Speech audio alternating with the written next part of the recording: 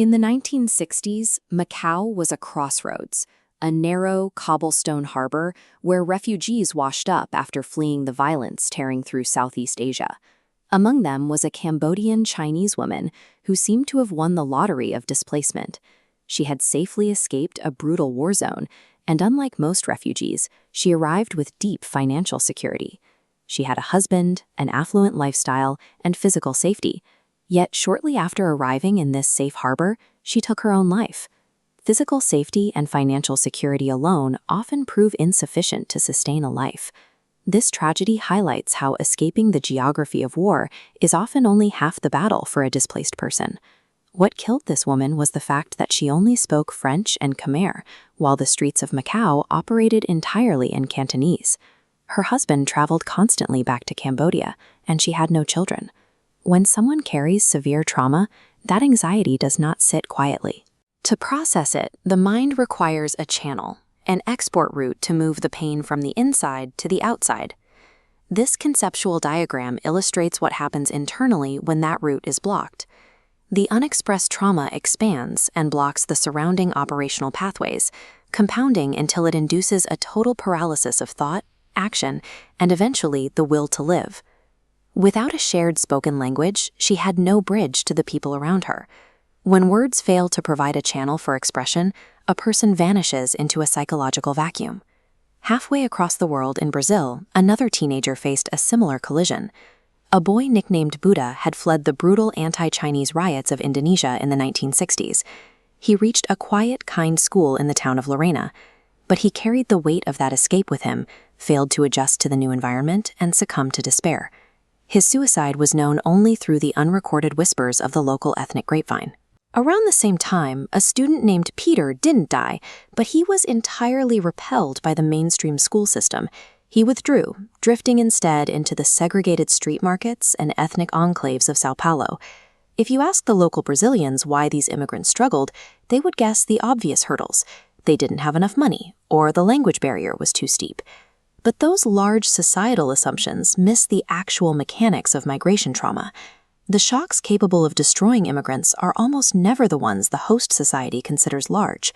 For Peter and his peers, the fracture point wasn't a massive geopolitical issue, it was the high school locker room. In Brazil, stripping down in a public gym to change clothes was a completely ordinary, expected part of life for young men. But for these Asian immigrants, the expectation to bare one's body among strangers violated deeply ingrained cultural rules of modesty. This timeline tracks a death by 1,000 paper cuts, hundreds of tiny micro-frictions that remain invisible to the majority culture. Because each individual paper cut sounds too trivial to justify the despair it causes, the victim says nothing. The silence compounds. This exposes a flaw in traditional therapy for this kind of cultural shame. Asking someone to verbalize extreme embarrassment about their body demands that they repeat the exact emotional exposure that caused the trauma in the first place. Peter's brother Paul survived the same locker room because he found a non-verbal channel.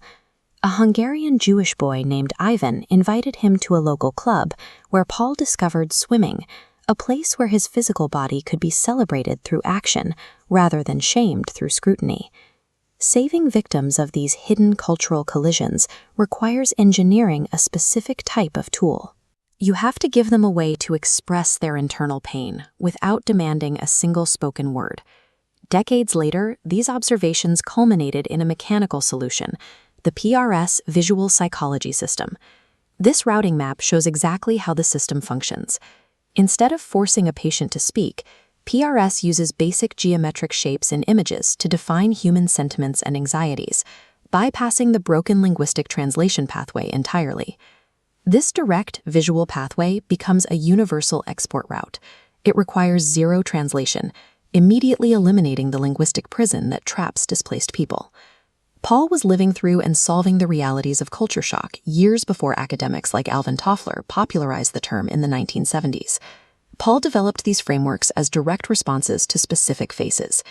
PRS provides the channel that woman in Macau lacked, a way to export pain when language disappears. Modern clinical consensus confirms what Paul witnessed as a teenager. Emotional expression, in any modality, is inherently protective against despair. The world's dominant spoken languages failed that Cambodian widow, and they failed the terrified teenagers fleeing Indonesia. What remains is the protective power of a single visual witness who refuses to look away. The registry performs a function beyond clinical validation, the keeping of unrecorded people like Buddha.